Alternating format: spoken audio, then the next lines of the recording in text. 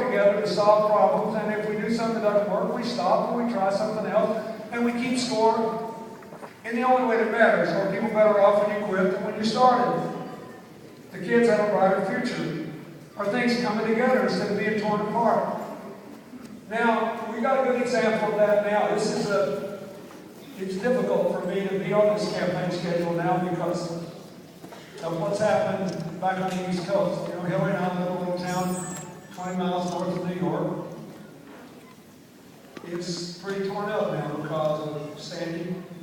My next door neighbor is a 70-year-old devout Catholic layman who is a pediatric cardiac surgeon and a strong supporter of the health care bill. He lost opportunity to go.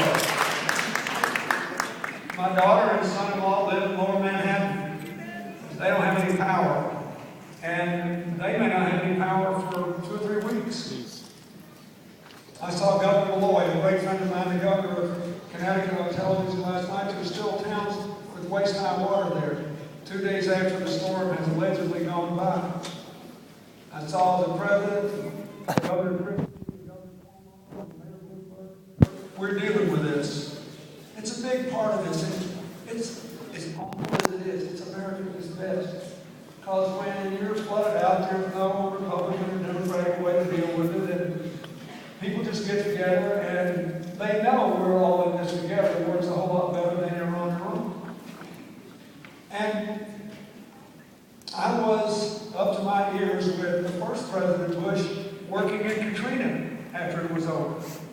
I raised a lot of money and we went down there and tried to help New Orleans rebuild, and I continued to work there for years afterward through my global initiative, raising money, helping to rebuild houses. And Christie's opponent said that voting against flood relief for Katrina was one of his loudest votes. And I got to thinking, I was the president in my first term when we had a 500-year flood on the Mississippi River. And a lot of places in Iowa were wiped out. We had to relocate whole towns in Missouri. And if he'd been in Congress, would he have voted against flood relief for you too?